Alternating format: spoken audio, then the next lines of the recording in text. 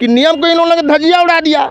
बिना ऑक्सीजन के हम एक दिन जिंदा नहीं रह सकते, वन है तो जीवन है। और ये नियम बनाया गया था कि इन तमाम पुरान पेड़ों को कहीं ना कहीं स्थानांतरित किया जाएगा, लेकिन इन लोगों ने स्थानांतरित नहीं कर करके एक तरफ तो ठेकेदारी में कमा रहे हैं, दूसरे इस पेड़ को काट के भी अपना मुनाफा कमा रहे हैं। सिपारा के नज़दीक ये बगल में कृषि फार्म है, उसी के नज़दीक हम लोग खड़े हैं और आप देख रहे होंगे कि ये महुली एविएटेड रोड बन रहा है। उधर से देखिए पुल बन के आ रहा है, जो सिपारा पुल तक गुमती तक ओवर ब्रिज बन के महुली एविएटेड रोड तैयार है।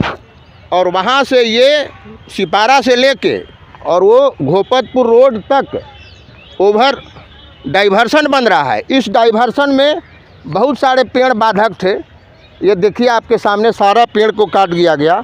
वही जब रेलवे लाइन दोहरीकरण हो रहा था 2003 में, तो मैं इस पर सुबुलबुल का बीज छींटकर 12 पुल सिपारा 12 पुलवा से लेके जयप्रकाश नगर 3 पुलवा तक मैंने बीज विभिन्न प्रकार के बीजों को मैं छींटा था।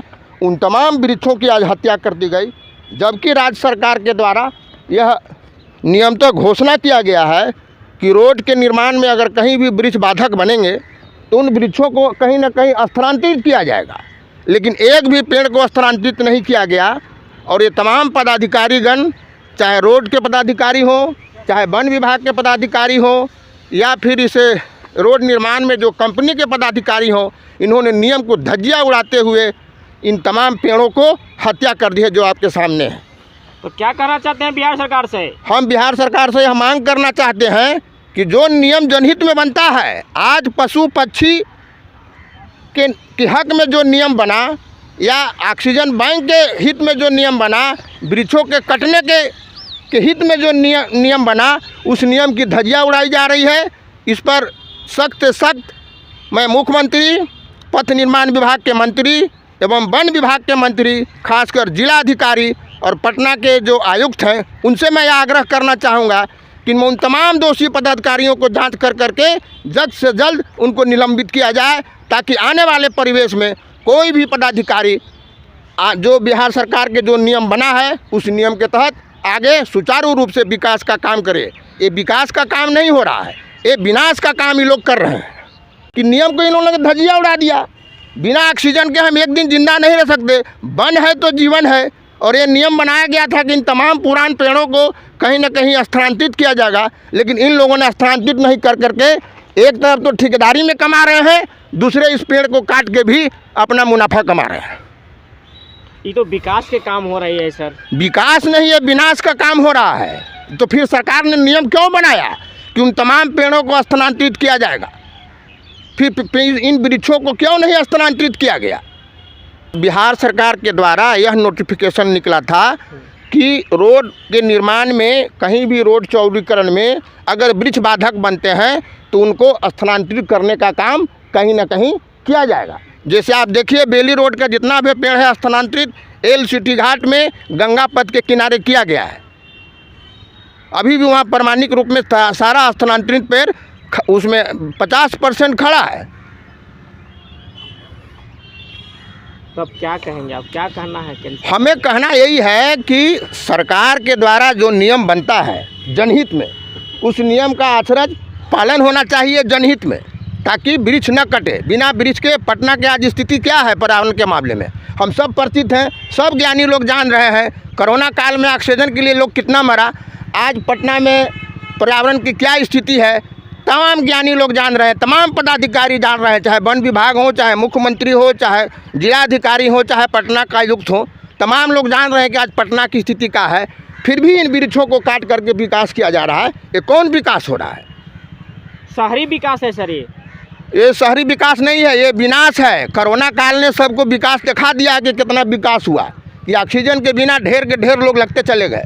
तो इसके पहले आप आवेदन दिए थे कि जो पेड़ों को काटा जा रहा है? हम जो नियम बनिए गया था, हम लोग तो नियम लड़ झगड़ के लोगों ने नियम बनवा दिया, तो बार बार उस नियम को लागू करने के लिए भी विभाग में दौड़ते रहेगा हम जन क्या?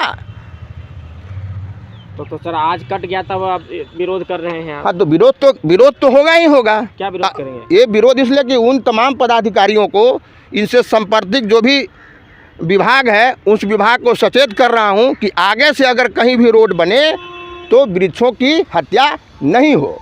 हम नीतीश कुमार का विरोध नहीं कर रहे, हम जनहित की बात कर रहे हैं। लोकसभा के अगर ऑक्सीजन नीतीश कुमार भी लेते हैं, कैसे लेते हैं? ऑक्सीजन पशु पक्षी भी ले रहा है, इसलिए सबके ऑक्सीजन की बात कर रहा है, चाहे मुख्यमंत्री हो चाहे प्रधानमंत्री हो।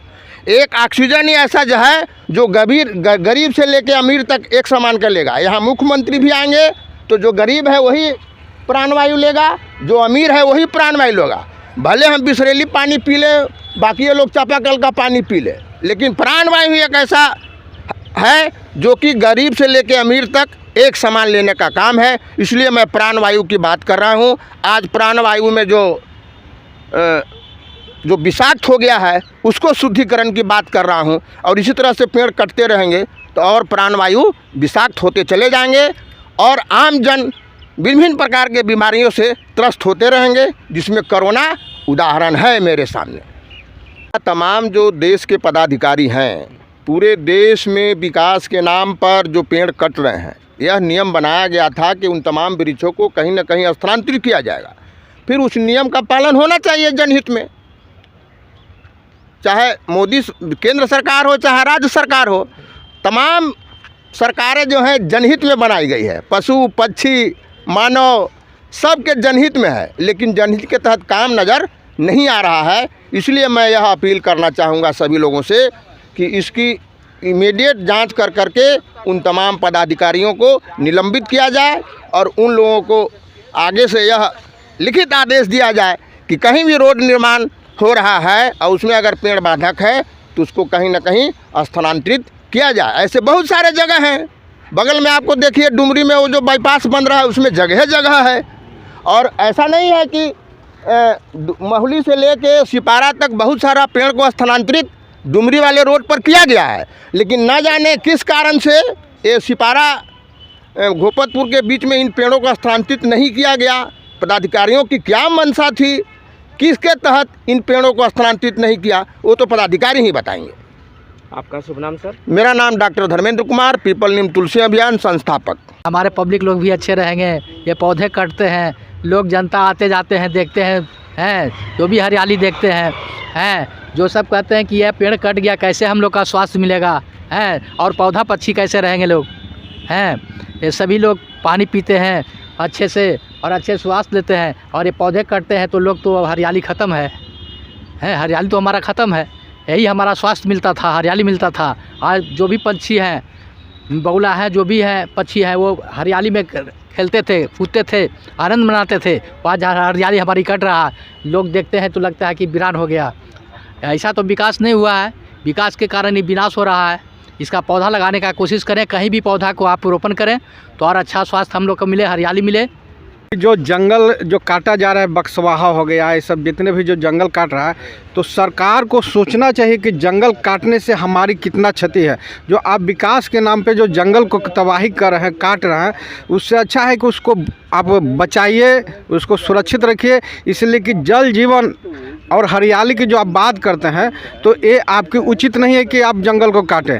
अभी बहुत सा देख रहे हैं कि विकास के नाम पे बहुत सी पेड़ पौधों को काटा जा रहा है।